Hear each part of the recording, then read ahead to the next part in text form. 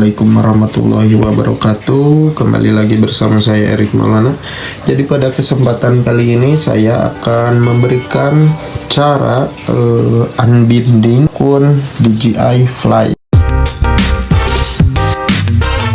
melepaskan tautan antara drone dan aplikasi DJI Fly ya. Setelah kalian masuk di aplikasi DJI Fly tersebut, kemudian tampilan dengan nama drone tersebut ya,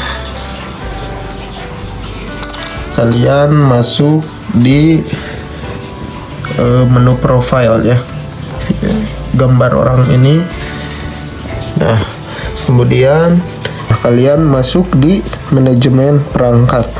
Cukup mudah cara menghapusnya atau cara unbinding akun email tersebut. Kalian cukup klik hapus perangkat dari akun. Nah, kalian bisa membaca terlebih dahulu ya ketentuan info pengaitan perangkat.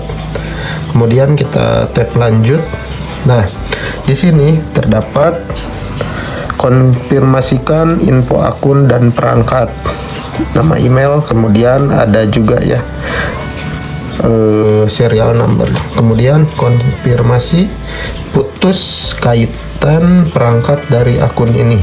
Kita tap konfirmasi. Nah, perangkat berhasil diputus kaitannya dari akun. Oke. Nah, cukup mudah bukan?